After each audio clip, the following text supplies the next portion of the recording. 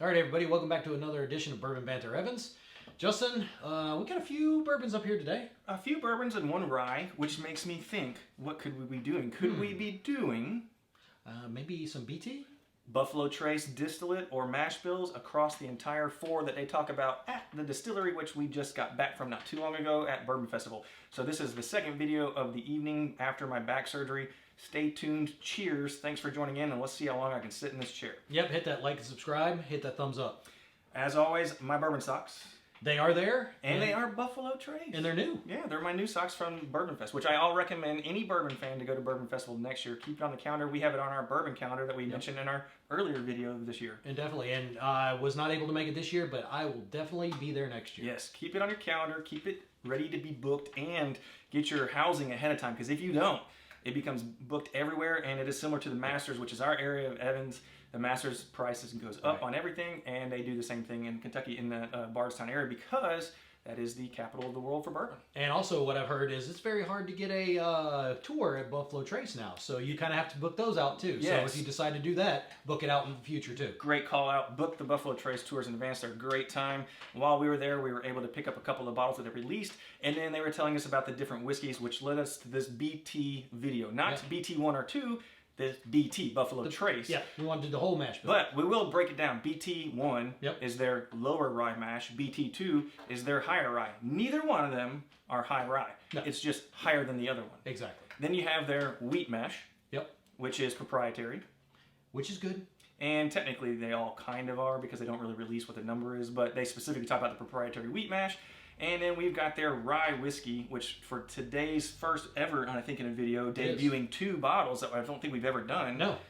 Could be 3 bottles. I don't know if we've done an Elmer, but we have never done a Hancock, so of my knowledge. No, we have not done a Hancock. And I don't think size 18 has never made it into the photo. No, and you know what? I think you might be right. I don't think we have done an Elmer. I don't remember, and it's possible. But, so what we did is to do an example of the mashes and talk a little bit about them, we're going to do a side-by-side.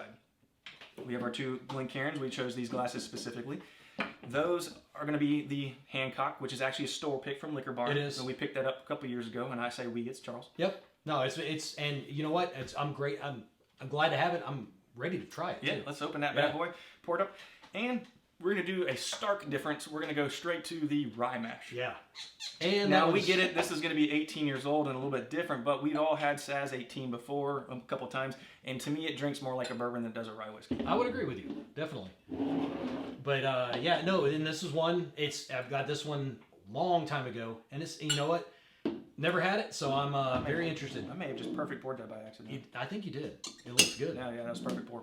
My bad. I owe you a ½ ounce. No, not at all. But again, cheers. What is in your glass, and what do you guys think of these fine bourbons on the table? In the BT2 line, we have Rock Hill Farms. Yep. We've got Hancock.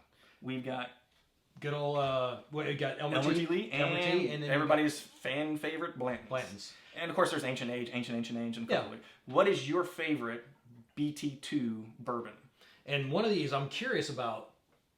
If out of this, what have you had, and what would you like to try? Yeah, that's what I would like to know. And for those that have, this is our first video with this, those that have had SAS 18, what are your thoughts on it? Does it drink more like a traditional rye to you, or does it drink like a high rye bourbon, which is what it drinks like to me? That's a very good question. I'm curious about it because I don't think I've ever thought about it that way. You know, actually having this. Oh yeah. So I think that's a great idea. So we're going to try 2 different ones. So we know BT2 is the higher rye mash of the bourbons, not a high rye, just a higher mash bill in the rye world versus a actual rye whiskey. And so this is the first time I've ever done a side-by-side like this as far as a Sazerac 18 versus a Hancock bourbon store pick, which is going to be really interesting. Well, and to know, I mean, they're similar, but you know, the mash bills, they come from the same company, but the mash bills are different. But are they really that different? You know? Yeah, we're about to find out what 18 years in the barrel does to compete with the bourbon, and then see if it's similar to what we have said in the past. Yep. And so 21. This was bottled in 21. Yep. It's a 21 store pick, I should say. And I think this is a 21 as well. Okay. We were just trying to remember when I opened it. 21, 2021, and I just went blank on when I opened it and what I opened it for, so I can't really explain what that was. Yeah, but you know what? Because my memory Well, hey, we'll blame it on the back surgery. Yeah, I've done a lot of sitting and looking, and the walls were closing in. and because of that, Charles called me up, hey, you want to do a video? I'm like, I'll do anything, and as long as I can see if I can sit in a chair long enough. So the good news is you don't have to hear me talk as long because I can only sit in this chair for so long. No, we're looking forward to it. But no, what I like is the 21 and 21. Yep, definitely. And let us not forget the control. Got the control, kind of hiding in the back. It's kind of hiding in the back, but it is what I plan to do, which again I probably won't be able to last on camera, is just the length of time as far as sitting and being able to move and get to a cushion and things like that. Yep. Is try that versus we can try it. Yeah. Versus the Hancock. We'll figure it out. If not, guess what? We'll do it in the background and we'll let you know in a follow-up video. Yeah, that makes sense. Yeah. And then we have one special bottle that you can probably see, but we will talk about that here in a minute after we talk a little bit about how this Hancock is. So cheers. Cheers. Thank you for joining in. What's in your glass? Yep. Like and subscribe. Hit that thumbs up button. Ooh. Man, the nose on this is actually really good. I know. So this is already, like, I've done the BT2 line many times, so have you. Yeah. And I've always generally put Hancock as number 2, which I get a lot of criticism for because I have Rock Hill as number 1. Rock Hill's number 1. Best of the BT2. Yep. And I've got Hancock as number 2, and everybody's like, not Elmer? I don't have Elmer. I have Elmer at 3, and I have Blanton's at the bottom. So, I'm right there, lockstep with you. Not saying that we have enough time to try the Elmer on the table, but there will be a side-by-side here shortly after. This is the best Elmer I've ever had, and it's a 2023. I'll tell you what, though. The nose on this... Killer. Yeah. And it, to me, it's more like a BT1. It's almost got a BT1. Kind of sweetness nose to it, more of the dark fruits that you would normally get from BT1. I know. Which our example that we chose randomly for the table is Taylor's Single Barrel. Now, that is one thing that I forgot to mention, but everything on here, with the exception of Sazerac 18, is a single barrel, not including the random bottle in the back we're going to talk about, and not including our control, which nobody knows. Or it could be. You never know. The Antique is a store pick that we did locally. Yes. All right, first sip, and I'm going to save some of that perfect pour. Thank you for the extra half ounce. Anytime.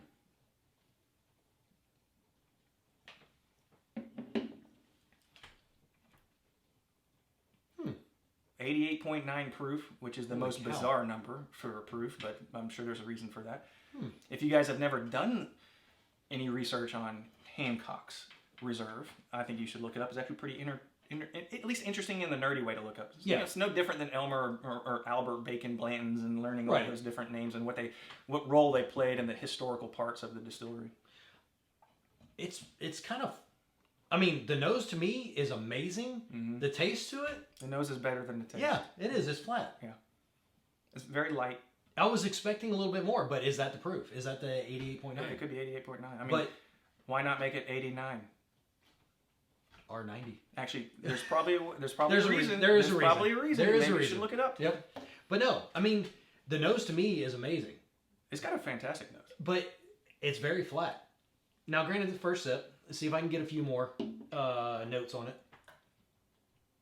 So here's my thing. We don't talk about BT2 very often on Bourbon Banter Evans. No, we don't. Because it's not necessarily our favorite mash of what they produce. But this, to me, falls short of a lot of the standard production regular BT products as far as BT1 goes. Yeah. So I would be venturing... Was it relegated? I would take a standard Eagle Rare over this all day. Any day. Yeah. I'm not saying I'll take regular BuffaloTrace, but any store pick BuffaloTrace I would take over this as well. So now what this is going to do, this is definitely, just like you said before, I think we're going to have another video that we're going to have to do. Yeah. Yeah. I think so. Yep. And this does, now finally on that second sip of Hancock, now this is very specific to this store pick, obviously, because we don't have the standard production. No, this is a store pick. This has a spice that's been building since I put the glass down and was talking about that last part. And that's nice. That's what I was expecting from BT2. That's what I was expecting too. But first sip, it was just like... Yeah. And what's really interesting in the BT2, now we've said that multiple times, again, it's BuffaloTrace Mash 2. Yep. The worst Eagle Rare store pick I've ever had was a BT2 pick. It's not normal that they do that. Huh. I forgot about that. Yeah. I forgot about that. Yeah. And I've had a Taylor BT2 pick. And it was specifically, obviously, if you go to the distillery back in the day, this was years ago, you were able to roll out different things than what you get sample kits in. For the most part, those stay BT1. But I've also had a BuffaloTrace Mash 1 BT1 Blanton's pick. Yeah. It was probably the best Blanton's I've had, but still would rather have BuffaloTrace. Right. Because it's just younger. Well, what's curious to me is what I remember Rock Hill Farms knocks this one out of the park. Oh, yeah. It blows that out of the water. Yeah. Which I would be. That's like you said. We got another video. Yeah, we have to do another. But I'm going to venture to say, after this is done, when we run out of time for me sitting here, I'm going to guarantee you that Elmer is better than that. I would. That's what I'm venturing to say too. I'm not an Elmer fan, and most people know that. But I admit when good bourbon is good, and that bottle is exceptional. Yeah. And not only that, but I took it over to Devin's house, which you guys have heard me talk about Devin before. Devin's been on videos with us before. He did just as many barrel picks as Charles. So when I did all the barrel picks in the past, more. Could be more. And he's not an Elmer fan either. I blinded him on that, and he admitted how good it was. Dang. It's good. Yeah. Yeah. So I'm gonna go with just memory. It's not gonna win, but we'll definitely do a side by side. I mean, I'm thinking, and granted, haven't had this, but I'm thinking this blows it out of the water. Oh yeah. And I think that's a 2024. Which is a good one. Single barrel. Now, if it's L21, it would just wipe the floor. just wipe the floor with. Yeah. So, all right. Cheers. Try some Saz 18. Yep. All right. First time on video. Like and subscribe. Hit that thumbs up. Ooh, I love it's got that louder nose. It does. You can tell it's the rye, but that is so nice. That is such a... It's more pronounced. It's got more like... It's not that in-your-face rye, though. It's no, there, but it's not like burning your nose rye. You know? And it's a straight rye whiskey, so we know it's 51% minimum rye. Again, they don't release what their percentage is. It's proprietary. Right, but still. That's got a great nose. Oh man, I wish I could do a better job of describing rye noses than I do currently. I don't know how to describe it either. I mean, honestly, it's what I call loud, and it's more pronounced than a bourbon, because bourbon usually has a sweeter nose, but this has like a little bit of a twinge, and it's almost it makes me think of rye bread sometimes, which I don't care for. Yeah, I'm not a big rye bread, but it's almost like kind of like you get those baking spices in there. But it's not like you're tasting it. It's the smell of those spices, when you're like grinding it up maybe in a mortar and pestle. Oh, but now when you try it, it's just like a delightful flavor that just sits and stays and then dissipates. And it's like a little bit of spice mixed with a nice little sweet finish, which doesn't make sense because it drinks like a high rye bourbon. Holy And cow. It's so easy. Dude, there's nothing on the back end. Nothing. It's straight tongue only. Oh, God. That is so good. But the finish, you get it to the middle, you get the flavor and everything. On the back, it just finishes so smooth. Now, what do you guys think? I'm going to put Charles on the spot here. So put your comments or questions in the comments about what's your honest thoughts on Sazerac 18 if you had it. Is it worth the $100 if you can find an MSRP? And is it worth we know on the other markets it could go up to, depending on the year, say $1,500. Is it worth it? If I can find it close to MSRP, I'd buy as many as I could. When you start getting into the higher markets and everything else like that, it all depends. For me, I think there's some that I would rather have to try that might be lower than that. But if I had the money, I'd grab it in a heartbeat, to be honest with you. I think there's other ones that I would like to try, maybe like a Heaven Hill 18, something of that nature, that might be a little bit lower price point as of right now. Oh, yeah. And that I have not had the chance to try. To do that, but if I had it, I'd spend it all day. Oh yeah, I agree, and I think there's an extra value to it because of obviously it releases once a year and you can't find it. So finding an MSRP again, set your relationships up with your stores. Exactly. We're talking about our market here in Evans. Yep. That being said, if you've got a connection somewhere, I would not say no. No, I wouldn't either. Yeah. No, it's so good, and that's first sip. I mean, now I'm going in for number 2. Yeah, I already beat you to number 2. Uncut, unfiltered. I did not go to the bathroom. That is so... You are exactly right. That does not drink like a rye whiskey. Sorry. But it does... It's just like a dang high rye bourbon. Yeah. That's what it is. And it's so bizarre because at certain times, I almost get a cracked pepper to it. More than I get a baking spice, per se, like I do with a lot of ryes. But I think... I don't know because it's proprietary, and I'm sure there's several of you guys that do know. And if you do know, comment, tell us. Yeah, tell us because we want to know what the percentage of rye is. But I'm going with it. Yeah, it's 51 is the minimum requirement. I'm guessing it's going to be less than 60. I was going to say right at 60 or below. Yeah. That's what I was going to say because it's not overwhelming at all. And with Baby Sazerac rye being such a good fan to us, we're huge fans of that, drinking that. And it's very approachable, one of the best rye whiskeys. It tastes the same way, and this is just 18 years. That's not true. It's like 12 years older. Yeah. 12 and 6 is 18. Yeah, but still, this one is so different from Baby's Ass. Oh, yeah, big time. Yeah, but it is good. Yeah. I mean, I'm with you. You almost could just say it's a bourbon. I mean, guarantee this. yeah. If you blinded somebody on that, They would think it's it bourbon. would be tough for them to decipher through at certain times whether that was a rye or a bourbon. Right. I agree. That's good. Yeah. All right, we going back Hancock? Mm-hmm. There's going to be no comparison. Also, you might think that this comparison is crazy as to why we picked these two instead of all four. We're doing that for time and for injury purposes. But what are your thoughts? What would you have picked to do the comparison on to try from 4 of the whiskeys or mash bills that Buffalo Trace produces? What would you have gone with? Honestly, we went with this because we hadn't done it before. Yeah. And with that one. And so we've had Taylor before. Yep. We've had our store pick before. Yes, we have. And we're iffy on this one. Actually, you know what you can do, guys? Let us know in the comments if you've seen this one on the video or not. God, I don't think we have, but prove me wrong, please. Oh, yeah, definitely. You know what? I've got an idea. I'm going to turn around for 1 second. Yep. And I'll tell you what. Hit that like and subscribe button, guys. I can't turn. Yep. And give us that thumbs up. But if you've tried any of these, let us know. And if you haven't had the Zaz 18, what is it? I mean, ER 17, what do you think? That would be another fun one. And for our merchandise, if you can kind of see through the cracks Oh, of the yeah. chair, check out the back There it panel is. of the Dickies. Yep. Nice, little, large logo on there. So again, if you guys want or need to know where to go to support our shirts, obviously, you know, like just got to go there and ask for one, and they'll make it for you, and you can buy it. Put it in the comments. Yeah, let us know, and we'll send it out to where you can go. You can get your own size, you can get your own color, you can do whatever you want. And then we're going to do t-shirts as well. We're not a t-shirt company, so it's not like we're going to be producing these to make them. And if we did sell any of this stuff, if it costs us $10, it will cost you $10. Exactly. And so it's just easier if you guys are interested in where to go. We'll just send you there, and then they'll make it for you. That way you get it at exactly cost. So let's talk about one more thing. All right. The proprietary wheat mash. We just did Lot B and Miller 12 just before this. This is our Antique 107 with the foolproof profile. We picked that one specifically for that and the way it was. We've already talked about Omer a good bit, but I say we pass on this for now and move on since I got the glasses, and let's try the control. The control versus. I'm gonna save the Saz 18. I am too. Let's do the control versus Hancock.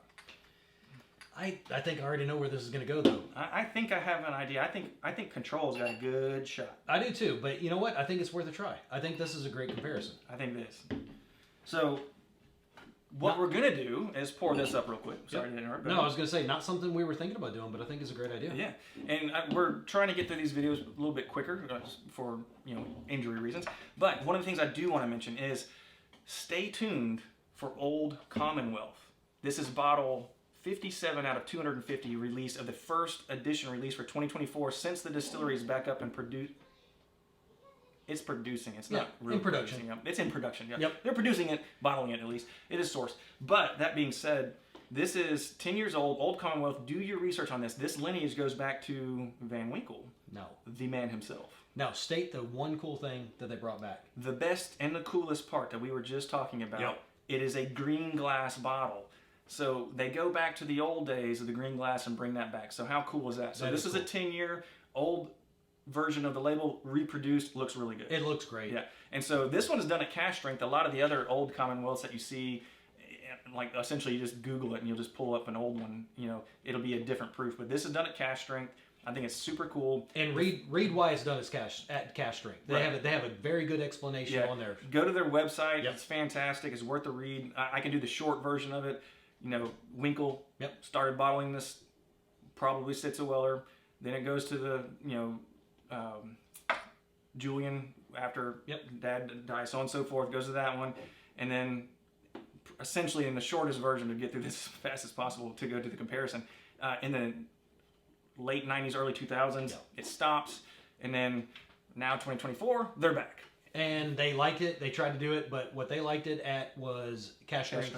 So honestly, there's a great. Justin sent it to me, and I loved looking at it. It was great reading this. Yeah. And can't wait to see what we can do for this one. Yeah. If this was the video, I would have gone more in depth with the information about it. But this was just a quick hitter as far as stay tuned for the next one. There will be another video on this. Yes. So now onto what we were doing. Let's finally do a little control and a little Hancock side by side. So let's see how our control handles the first BT2 Hancock pick that we've ever had. I know. All right. Cheers. I'm going to go with control first. Hey, like and subscribe. You know what? I'll do control first as well. You know, Hancock might have the nose edge. I think it does. Yeah. It's got the nose edge. Okay, here we go. But